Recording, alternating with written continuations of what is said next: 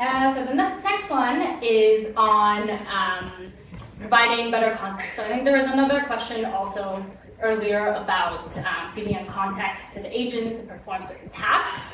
So what we've seen is tool descriptions in the construct of an MCP server actually is quite critical in providing helpful content to your agents. So we find that more detailed descriptions allow the agents to understand not just what is to be expected to be parsed in, but also kind of the parameters, purpose, and acceptable value ranges, and impact on the server's behavior.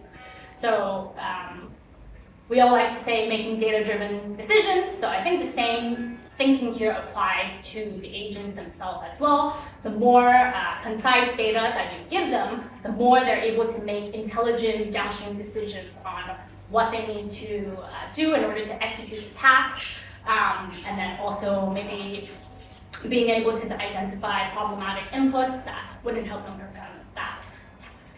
So playing around with kind of tool descriptions, allow your users kind of the flexibility to go a little bit further with natural language because you're providing more context at that tool description level.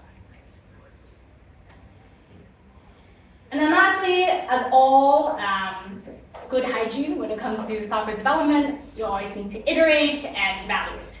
So for each server that we released, our product team actually designed and implemented a specific set of evaluation tests that accompanied with each server to assess kind of the model's ability to follow instructions as well as its performance. And then you can also track different performance with the tool description that I just mentioned. So you can kind of play around with the description and then based on that, assess what the performance, the expected performance is when you actually deploy your MCP server.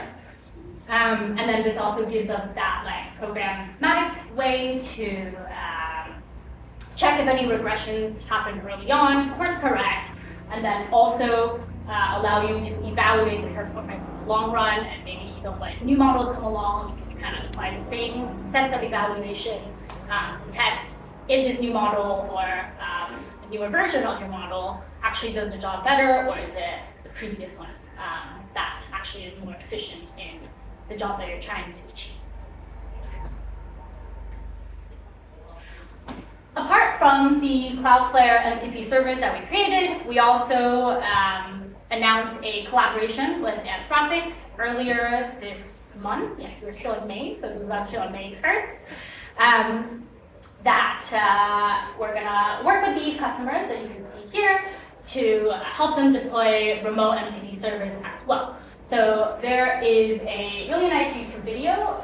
It's called Cloudflare MCP Demo Day. That these customers actually showcase how they're building MCP servers, what they're doing with it, what are they thinking, what are the tools and workflows that they're integrating into their services. One thing to mention as well, we're all using the same infrastructure, so these are all built on the developer platform. So if today, as a passionate developer, you would like to get started with MCP servers, you have tooling available as all of these customers to get started.